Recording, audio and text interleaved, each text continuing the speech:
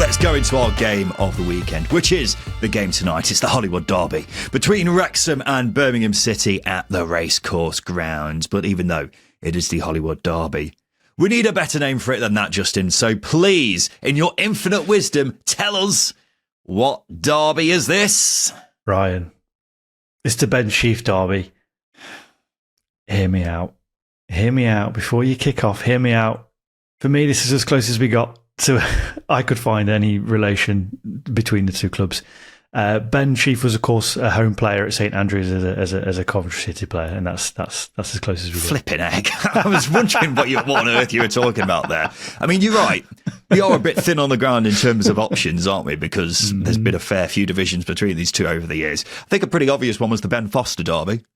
You know, the only famous name. I completely forgot that happened. Yep, absolutely. Yeah. The only famous name I could really think of who's played a decent amount of games for both these two. Thank God he did, because otherwise we don't really have many other options, because you're having to choose bloody Ben Sheaf. The next best one I could come up with is Dele Adebola, but we've had that derby a million times in the past. Yeah, I mean, based on my logic, there was Matty James as well, who of course is also in the Wrexham squad. So, Birmingham.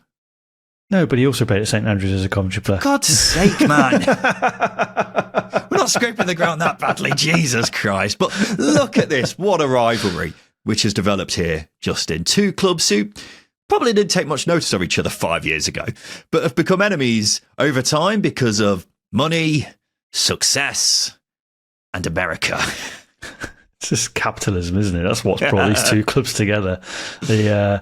The painful freak that rules the world, capitalism. But yes, it's weird, isn't it? Because actually, the only link between both clubs is the fact that both sets of owners are high profile North American. I mean, even the term Hollywood Derby is supremely shit marketing, because the only Hollywood link is Ryan Reynolds. That's it.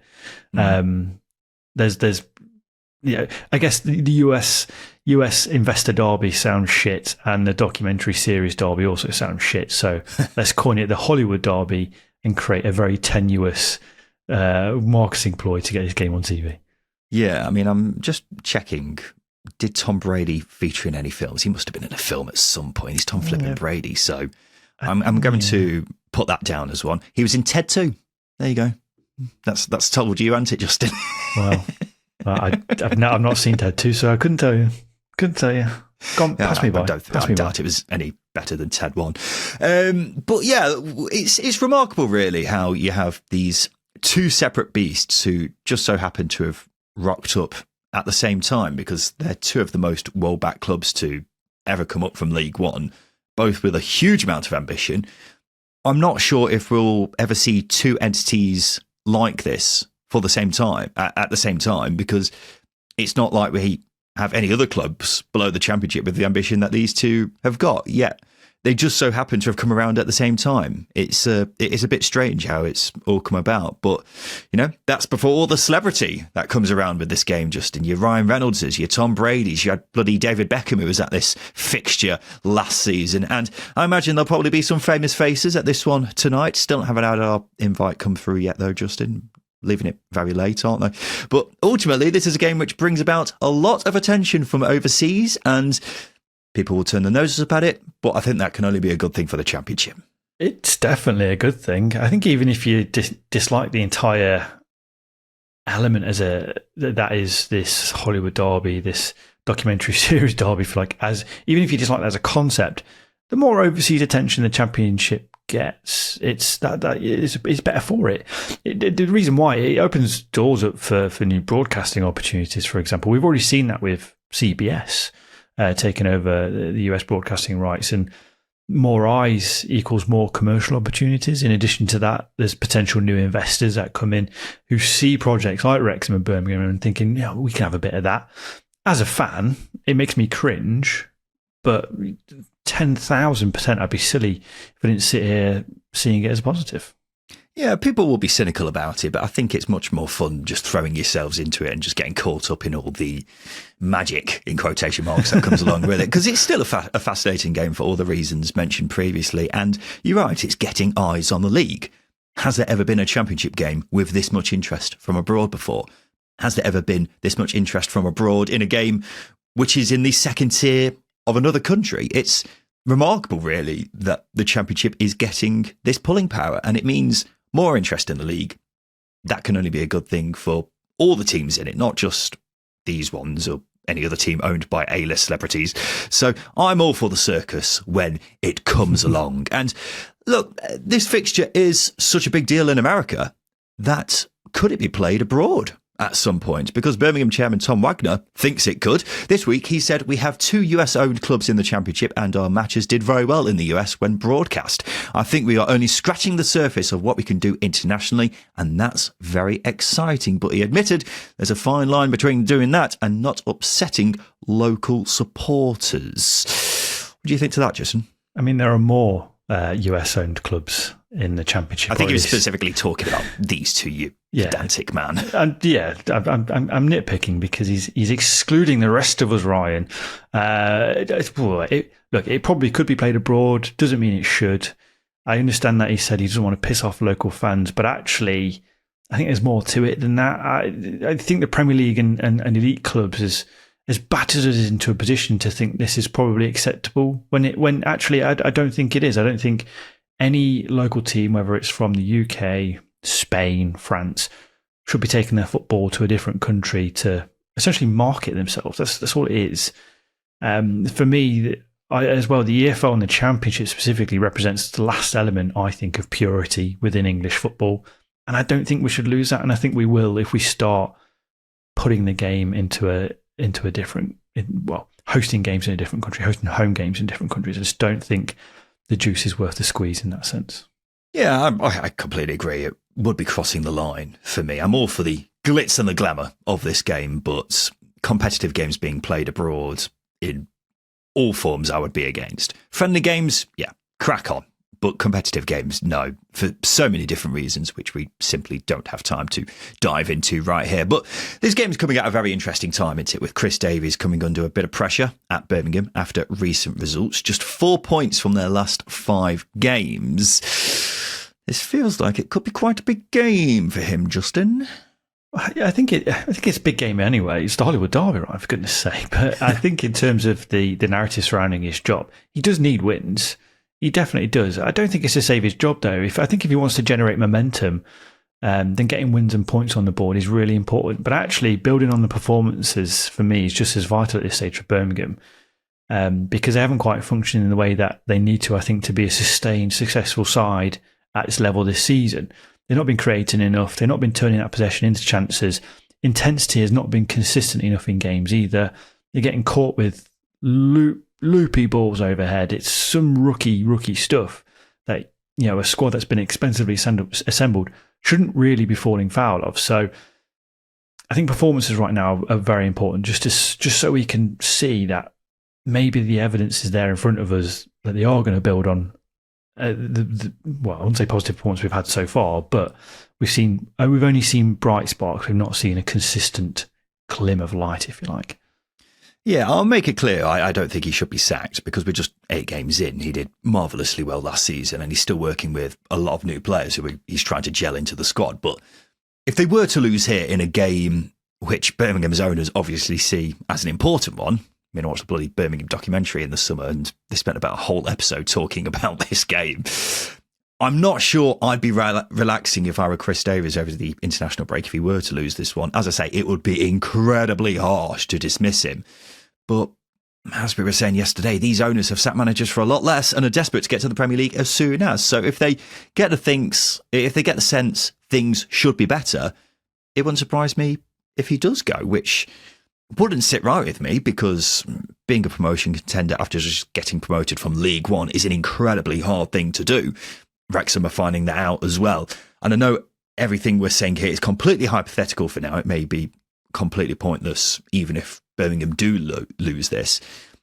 But the bottom line is he needs time, doesn't he, if he is going to assemble this team into the one that the Birmingham owners want it to be. That's why I said that he needs performances. He needs consistent performances. So I don't think it's worth even having the conversation whether or not the sack's going to be on the board. Because as I said this week, that I think the Birmingham owners would have learnt from being very hasty with their decision making with John Eustace and essentially getting in the wrong man. But he does need time.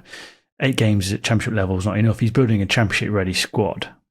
doesn't mean that the team's automatically capable of competing in the Championship. He needs to find the right blend. Now, against Sheffield Wednesday, I thought that attacking blend, we saw what I think we could start seeing and hopefully start seeing. And obviously, something that Chris Davies does need to work on is consistency with his starting 11s. Obviously, injuries, suspensions, will all come into that. But ultimately, that final third is what I think has held Birmingham back so far. So finding the right formula there, I think will breed results, good positive results. And as I say, 8 games isn't enough. He does need time, and I think he will get time. Well, Phil Parkinson has reportedly found himself under a bit of pressure already this season after a dicey start, even though that has been rubbished by Wrexham's owners. He's since helped himself by going unbeaten in Wrexham's last 3. And to be fair, they have been a lot better recently, haven't they, Wrexham? Yeah, I guess it depends how you view pressure, isn't it? Because I think ultimately, if you're not associated with Wrexham, i.e. a fan or an avid fan who watches documentaries or whatever, you look at performances combined with results, and it isn't good enough. And that's, speaking from our point of view, it especially isn't good enough for the type of money spent on this squad. However, similar to Chris Davies, you need more than 8 games to gel it all together. So we can probably start judging Phil Parkinson after this next international break. But you are right. The last 3 games have been better. A draw against Leicester and Derby are decent results for teams who have been eyed to compete at the top end of the table. So yeah, they are positive, and Phil Parkinson is building something there. But there's no mistake. If you get sucked into a relegation battle in this league, you're never far away from a decision being made, are you? Well, the main thing is they've been a lot tighter at the back in the last couple of games. They have been a bit of a shambles at times, but it's definitely improved with them getting back in Max Cleworth and Lewis Brunt, 2 lads who were massive in Wrexham's promotion last season. And for me, always look the 2 most capable of stepping up. And it means leaving out Conor Coder and Callum Doyle, despite spending a fair bit of money on those 2. But I guess it just shows that familiarity goes a long way, and Wrexham are certainly seeing that in the last couple of games. I think having Josh Windass back fit as well has also played a big part, because he's such a difference maker. He can just make things happen out of nowhere, can't he? But here we go, Justin, the Hollywood Derby. Who do you think is winning between Wrexham and Birmingham City tonight? I really think Wrexham will edge this one, Ryan. I do. I'm not convinced yet by Birmingham and the potential aerial bombardment that Wrexham will offer. The Birmingham backline, as I said, they're really vulnerable to high balls. It's stupid stuff, but they've been caught several times over the last 2 games, actually, by high balls coming in and Erin Cashin getting caught under it and not dealing with it.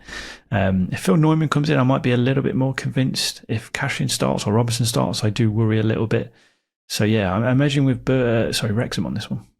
I'll probably play it safe and go for a draw, because while Wrexham have been better recently, I'm not sure I want to go the whole hog and say they've turned a corner. And yeah, Birmingham have struggled recently. The last couple of games have really come down to individual mistakes, with Jack Robinson's stupid sending off against Coventry, and then it was Erin Cashin making 2 errors against Sheffield Wednesday. Without them, those 2 games may have been different results. So I wouldn't say Birmingham are massively off the mark right now, but still it's really hard to judge where these 2 are currently at, so I struggle to convincingly back one or the other, to be honest, hence why I'll go for a draw. Justin, we'll be doing another live stream tonight on our YouTube channel straight off the back of this game, so if you want to get our reaction straight off the back of the game and join in the conversation, then please make sure you join us tonight on YouTube for all of that. And if you can't join us, then don't worry, you'll be getting the usual podcast straight off the back of that game in the usual places, so we look forward to that. Justin, we'll have a quick break. After that, we'll make our predictions for this weekend.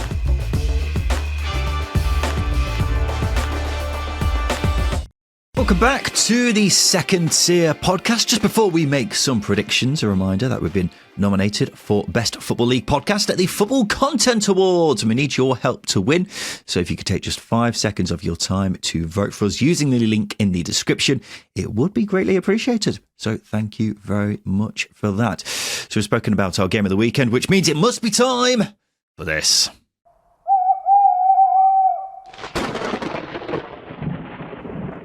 Wednesday Watch.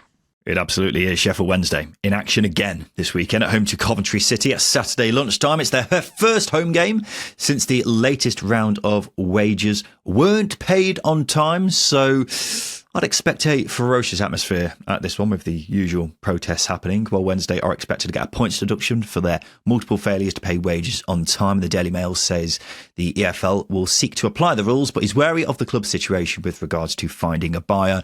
And due to the complex nature of their case, any decision on the scale of a points deduction may not be heard before Christmas. The Daily Mail also say John Textor has held talks over a takeover of Sheffield Wednesday, but a sale of the club has not progressed. It's said that any agreement appears to be a long way off because, and you won't believe this, Justin, because of Chansiri's asking price, thought to be around £100 million. Still, it's believed that he may be willing to accept around £70 million to sell the club. But even then, 70 million for Sheffield Wednesday is still way too much. Yeah, no shit. What's left of the club? Come on.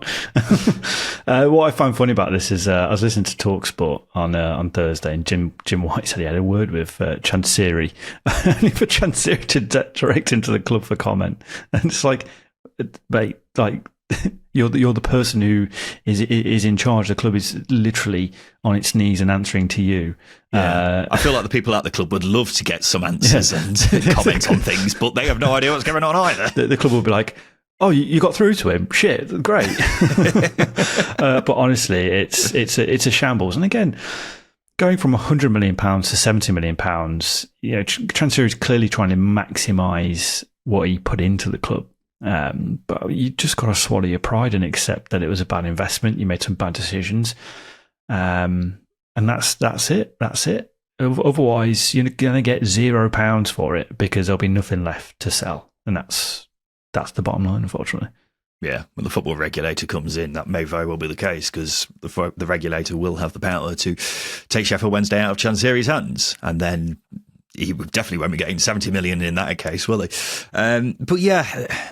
The thing is that every investor or potential investor will be looking at with Sheffield Wednesday is, what is the attraction here? Of course, it's a massive club, but if you do fork out £70 million, which would be ridiculous, you are working with a squad which needs an awful lot of investment because all the players have gone, and you would also need to fork out a lot of money to fix Hillsborough because Hillsborough's falling apart.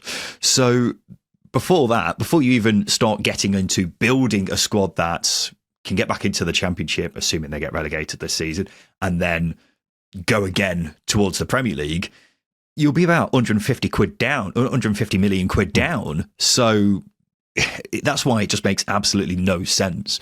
The current asking price, and we're just waiting really until the regulator comes in, because in the meantime, I just cannot see a scenario where Sheffield Wednesday are sold. But look, we'll talk about the game this weekend. Justin, how do you see it going? Sheffield Wednesday facing free-scoring Coventry City at Hillsborough tomorrow lunchtime. It's the worst possible game, I think, to play for any team. So you're coming up against Coventry, who numbers-wise are absurd. They're going forwards, they're absurd. There is the illogical aspect of Wednesday battling, and this being one of those games that trips Coventry up, as we've seen, Norwich, Oxford, where opposition can scratch a result against them despite complete dominance. But I'd be daft to say I can see anything other than a Coventry win just because of the attacking power that Coventry have. It's quite astonishing, really, that the gulf in quality between both sides. Yeah, well, as I mentioned in yesterday's show, Coventry have been a bit feast or famine with their goals so far. They've obviously had a very nice time in the last couple of games, but weren't as ruthless in the 3 games prior to that. Still had chances in most of those games, but when it came to actually taking their chances, it was a bit of a different story to how it's been in some other games this season. Whereas Wednesday are unbeaten in 3, somehow. They shouldn't be really, because of where they're currently at, but they are. Can they keep defying the odds despite everything stacked against them? Who knows? I'll go with the Coventry win as well, because for all intents and purposes, they should be winning. But it wouldn't surprise me if Wednesday get another result here, because, as I say, defying the odds is becoming a very regular thing with them, really, isn't it? But let's have a look ahead to the weekend, Justin. It is the preview show, and in each preview episode of the second tier, just tonight, we'll each pick a banker, a team we think is guaranteed to win this coming weekend, as well as an outsider. So someone we think is going to win, but is bigger odds with the bookies than their opponents. But tracking how we do as the season goes on, it's 1 point for a correct banker, 2 points for an outsider.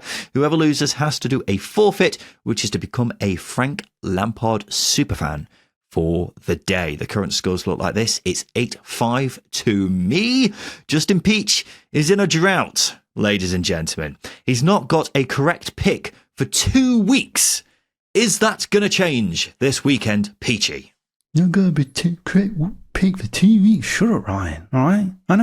I know, mate. Stating the facts, just so everyone's all on board with where you're currently at in your big old drought. Listeners, listen, Ryan, all right? Listeners, listen. But this is the week I'll turn it around. This is the week I'll turn it around because while we were having a chat between producer Tom, yourself and I, straight after yesterday's recording, I was typing in my picks slyly while you went for a shower in between your recordings.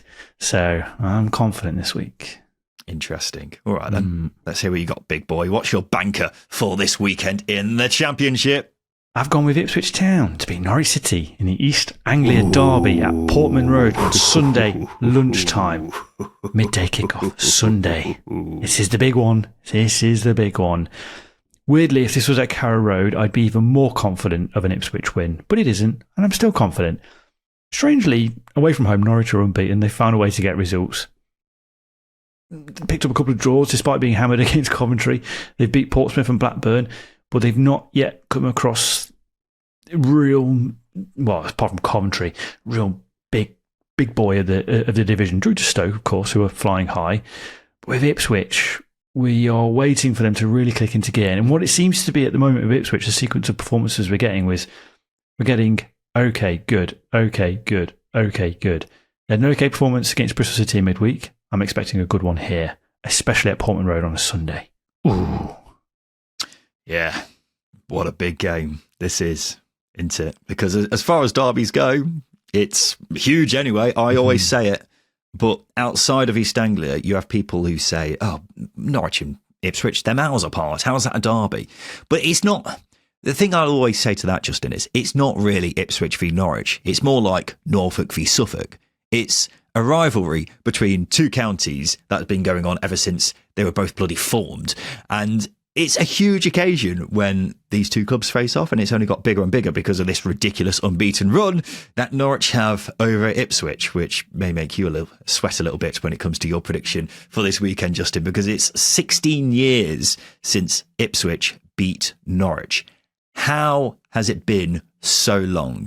It looked like it had to change a couple of seasons ago when Ipswich were flying high and eventually got promoted, but they still couldn't break that duck even then. And they are desperate to make it right because otherwise, you know, the chant from Norwich fans on Sunday is going to be a very familiar one to Ipswich fans, but it's been slightly altered over the years. 17 years, Norwich City. Got a quick question before I get onto the football, Ryan. You've lived in both Ipswich and Norwich, haven't you? Yes. Which did you prefer? I'll always say Norwich is one of the nicest cities in the country. I'll always say that. Ipswich is nice. The Riverside area is beautiful. But I think, I didn't dislike living in Ipswich by any means, but Norwich is a very, very nice city. So, big fuck you to Ipswich then. From Ryan, you heard it here first. Onto the football. It's just long. No, it's just not what I was saying at all. Long time. Ipswich fans have been waiting for a win, and despite them getting promoted a couple of seasons ago and being a magical team to watch, and Kieran McKenna finding a way in everything, still failed to beat Norwich. But of course, they're going to be desperate. It's the last game before the international break. This could send them into it with some much needed momentum for the rest of the season. How big would 3 points be here? I think for the rest of the campaign, be massive. Would be absolutely massive. I would just like to correct myself. It's called the Waterfront in Ipswich. Completely forgotten. There we go. What it was. Bigger fuck you to Ipswich. The Waterfront is very nice. It's a very nice part of the world. Just make sure I get that clear. Otherwise, I look like a fraud claiming to have lived in Ipswich when I didn't. I think Ipswich would have preferred this game to be a bit later in the season when they could build up a bit more form, because they might be just starting to get going up and would have really appreciated the best chance possible to beat their big rivals, with this game being at home when they're probably in full flow. But having said that, this could be something that really kickstarts their season, couldn't it? A big win over your biggest rivals can definitely do that, especially considering what's at stake. So this isn't just about bragging rights. It could be a huge game in Ipswich's season. It could be a big game for Liam Manning's future as well, couldn't it? Because he's definitely yet to win over Norwich fans after just 2 wins in 8. And being the manager responsible for losing this unbeaten run, which they've worked hard for over 16 years, that definitely won't help things, Justin. Well, he's been the manager responsible for losing their ridiculously good home record, hasn't he? So what's another accolade he's gonna drop? Look, I think it's one of those. I feel that Liam Manning can't lose. Not that I think he's going to get sacked anytime soon, but this is where the unrest will start to grow from supporters. The questions will start to be asked, especially of Ben Napper, who is changed David Wagner, who guided the club into the playoffs. It felt inevitable anyway. Changed Johannes Hoftherup. A very, very strange timing with that. Felt like it wasn't working, despite results not being awful. They weren't great, but the sacking, I don't know. So he does need to improve things, and I think a must not lose situation is where Liam Manning sits right now. But like I said in midweek, Liam Manning does start slow. I think they will improve. It's just a case of needs to not lose that record, especially now. Yeah, he's a man who definitely knows all about the East Anglian derby, considering born in Norwich, and I think he used to play for Ipswich as a youngster anyway. So he's been on both sides of the line, and he will be well aware of what's at stake in this one. It's going to be an incredible atmosphere, without a doubt, for this game on Sunday lunchtime. Let's go to my banker for this weekend. I've gone with Watford to win at home to Oxford on Saturday afternoon, the Battle of the Fuds. Yeah, banker options were few and far between when this is one of the best choices available this weekend. But here we are, because it's fair to say Paolo Pezzolano's under pressure at Watford. The owners made it very clear when they appointed him that they wanted to be competing for the top 6. And 9 points from 8 games isn't top 6 form. Watford fans are far from happy. They've been booing and singing "You're getting sacked" in the morning, even after Pezzolano substituted off Nestoria and Kunda in midweek in the first half. That's despite the last couple of results not actually being that bad. They came from a goal down to beat Hull last weekend. They got a point away at Portsmouth on Wednesday. I can't recall too many managers who have been so unpopular so early on in their reign when results haven't actually been disastrously bad. It's actually quite peculiar, really. Is Pezzolano going to last at Watford? I don't know. But there's definitely been positives to take away from the last couple of games, despite unrest in the stands. And they're facing an Oxford side who are struggling. Just 1 win from 8, the only team to lose to Sheffield United this season. I'm struggling to see where wins are going to come from for them. The squad's weak, and Watford simply have to be looking to get a win here. And if they don't, it could be goodbye Paolo Pezzolano in this upcoming international break. Justin? I think he's already gone, Ryan. I think he's already gone. I really, really do. I won't be surprised to see something drop in an international break. When you've got fans singing, you're getting sacked in the morning after taking off your key player in the first half. It's not a good sign. It's not a good sign. It feels like there's a clear disconnect between players and staff. Apparently, Aaron Kunda he reacted poorly, I think, to coming off. And you would coming off. The video, I've seen the video of it. He wasn't a happy boy at all. Exactly. He smashed a water bottle, I think, on the ground and then went straight down the tunnel. Very unhappy boy. Well, that could be frustration, because Pezzolano said he wasn't fresh. What that means from a medical point of view, no idea. So he might just be frustrated at that. But as I say, what I see is it just feels like there's a clear disconnect between players and staff. And obviously that story about a captain going to the owners and saying things aren't great. We did speculate as to who it might be in our Patreon episode, also on YouTube community as well. And Petzolano's name or Watford came up. It seems a bit obvious now that might be the case. Yeah, I wouldn't want to go out and say it is him because we don't know that for sure. We don't even know if the story's actually true. It may just all be gossip. But if it is true, then he would, you'd suspect, be one of the top suspects, along with a couple of others who we were highlighting in that particular episode. But yeah, it's all's not well at Watford, is it? And whether they continue to keep getting decent results like they have done, I don't know. Kind of going off the back of what you were saying, Justin, did you see that video of Watford, which they put out of Petzolano giving a speech to his players after the Hull game? Very passionate from Petzolano, but I've never seen a group of players look so uninspired. Yeah, that's what I mean. It feels like there's a strange disconnect. I think, firstly, what I will say is fair play to him for doing most of that in English. That's really some going with it being his second language. He was clearly struggling at stages wanting to convey what he was thinking, because then halfway through he started to rant in Spanish to one of his coaches, who would then translate it into English. It's difficult having a second language. You struggle with your first language, don't you, Ryan? So it's one of them. But going away from that, from a football point of view, it's weird timing. It's really weird timing. And of course, social media teams aren't going to know what your owners are thinking. But it feels like maybe the owners were trying to get a bit of positivity behind the manager, and it's not worked at all. No, he's clearly passionate. What the players were thinking during that video, I'm not too sure, because they did not look impressed. We'll have another quick break. After that, we'll talk about our outsiders for this weekend.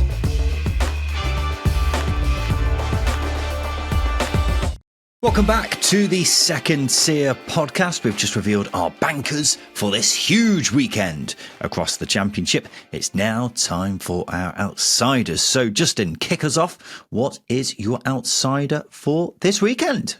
Well, the outsiders are in full, Ryan. No home wins in midweek, as we know. The outsiders are where it's at the minute. That's where you get points, you just said. So I've gone with Stoke. Especially with some of the fixtures this weekend. As I say, there weren't many obvious bankers. So, yeah, you were saying, sorry. Yeah, I've gone with Stoke to win away at Blackburn at Saturday lunchtime. This, for me, is a nice one. You're high-flying Stoke against a struggling Blackburn team. That being said, Stoke are winners in 3, which probably throws the odds a little bit more into Blackburn's favour, but Rovers is really, really stuttering, as we know. It will be a low-scoring affair, but Stoke have shown in their recent games that they are capable of edging them. Southampton, Birmingham are examples of that. Not a perfect side at the moment, because they are, as I say, winners in 3, but would expect them to put a Blackburn team aside who feels like when they get to the final third, unless Todd Cantwell's producing, they're going to really, really struggle. Whereas Stoke have got a little bit more in their army. Sorba Thomas is still in form. And that's a big, big thing, especially when you're going away from home. Set pieces could be massive. Yeah, well, Valérien Ismaël will certainly be hoping it's not another loss for his side, because it'll make it 6 defeats and 8 if that does happen. And it's kind of been a bit of a running theme for the past 20 minutes or so, but he would be another one in a pretty perilous position during this international break if it would be another loss for him. Yeah, I think that's the thing. What we've seen with Valérien Ismaël is he's been moaning about officials quite a lot in recent weeks. Obviously, postponement aside, there's some justification there because they were winning against Ipswich. But there was a penalty decision that he was very frustrated with against Swansea midweek that Todd Cantwell didn't get. It was touch and go.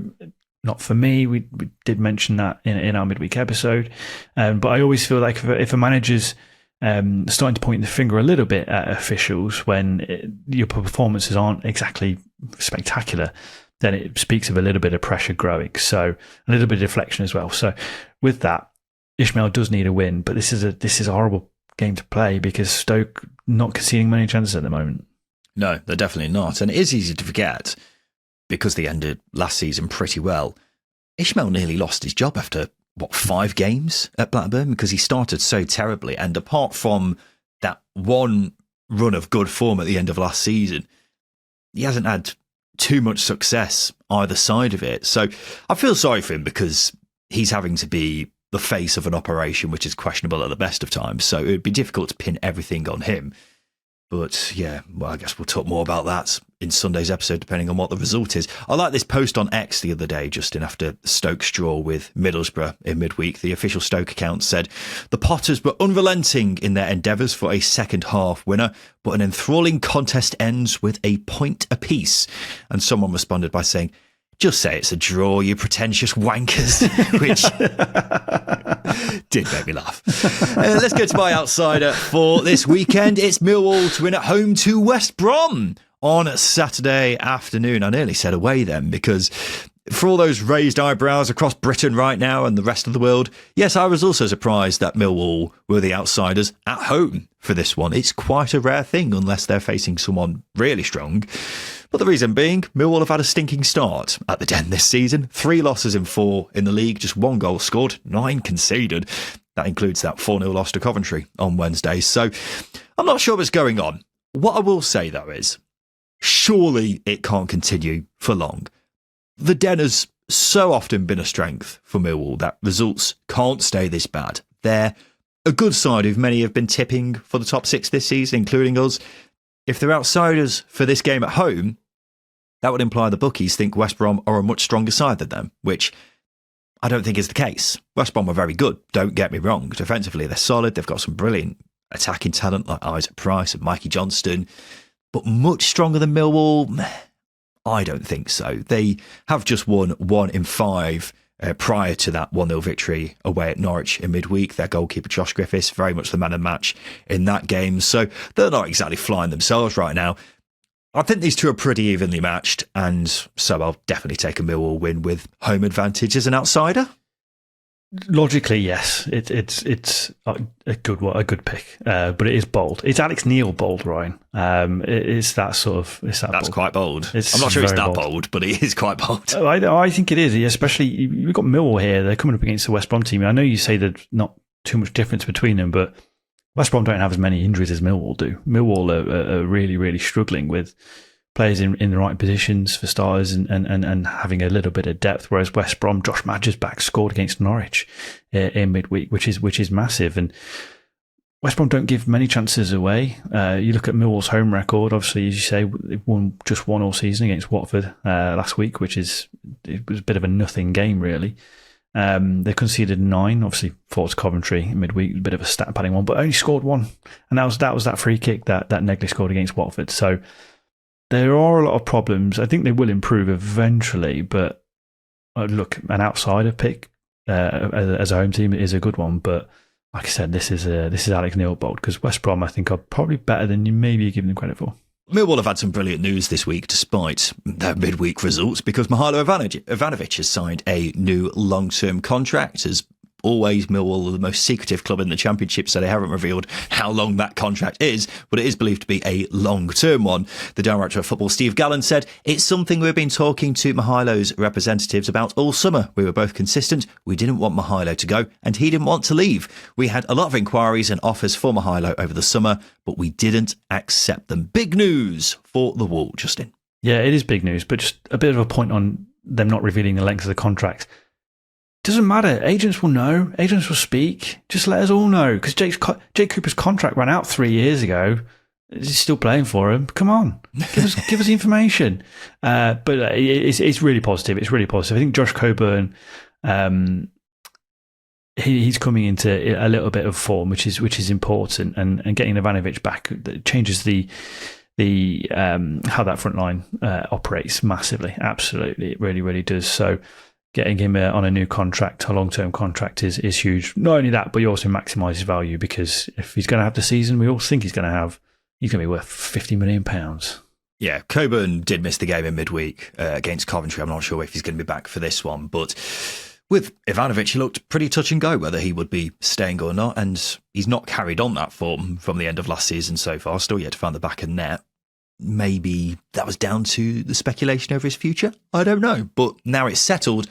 Hopefully he can crack on and get scoring. It also obviously means Millwall are tying down their most valuable asset, which is obviously great. It's always a good start, isn't it? So brilliant news for all involved, I think, and hopefully Mihajlo can still fulfil my prediction of him being top goal scorer this season, because it's not gone very well so far. Right, those are our predictions for this weekend. It must be time for this. All right. Settle down, you lot. It's time for the Craig Bryson pub quiz. Yes, it is, Mr. Barman. It's the Craig Bryson pub quiz, and this is how it works. Justin's going to give me 6 clues about a championship player, past or present, each more revealing than the last, and I simply have to guess who it is. They must have made over 200 championship appearances in their career, and don't forget, the Dexter Blackstock rule is in play. So what have you got for me, Justin Peach, you bastard? I've made 347 appearances, Ryan. Scoring? Nothing. Really? Okay. Well, that would instantly make him a goalkeeper because, as been mentioned plenty of times on this show, Ryan Nyambe holds the record for the most outfield appearances without ever scoring. So I can't think of many goalkeepers who have played that many games, though. I'll throw out David Marshall to kick things off. It's not David Marshall. I thought for a second though, with your face, I was like, hang on a second. Your logic was good, it got me worried. Next clue is I made my championship debut in 2006. Is that it? Oh, okay. I thought you were going to give me a club or something. No, Fine. That's it. Can't. No. Have a word. Bartosz Białkowski. Oh, right off. Honestly. He's done it!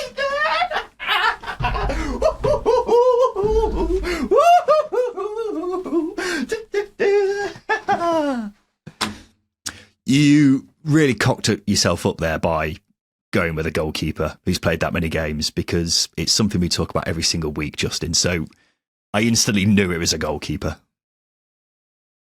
Don't care. You should tell your face that. Oh, look at that, ladies and gentlemen. Is that... I feel like I did that last Craig Bryson as well, where I got it pretty early on. Or I've done it. I've definitely done it at some point this season as well, where I've got it pretty early on. Look at that, ladies and gents. 2 clues, Dilks. That's what they're going to call me for the rest of time. Justin, give us the rest of the clues, although we're going to be here for a while because you've got quite a few to read out because I've got it so early. Well, I was going to say 2 clues, Dilks is better than what they normally call you, isn't it? Despite making my championship debut in 2006, I didn't become a regular in the second tier until 2014. Yes, with Ipswich. Yes, yeah. I remember it well, having, as previously mentioned, lived in Ipswich. I used to watch a few Ipswich games, and they used to bloody love Bartosz down there because he was class. And that's a man who knows Ipswich well, down at the waterside. Next clue is I made my international debut, age 32. Did he really? He did. For Poland? Yes. Yeah. Just making sure everyone's on the same page. The next clue is I was part of Poland's 23-man squad for the 2018 World Cup. Ooh, I mean, that would have very much narrowed it down at that point because I can't name many other Polish players who have played that many games in the Championship anyway, let alone goalkeepers. I've played for Southampton. This is the final clue. I've played for Southampton, Ipswich, Barnsley and Millwall at Championship level. Play for Barnsley? On loan. Fair enough. Yeah, I mean, we Millwall and Ipswich fans absolutely love him because he's been top class for both of them, hasn't he? But he's a very good goalkeeper. Probably should have played more in the Premier League if he did play at all in the Premier League. He was, as far as shot stopping goes, he was fantastic.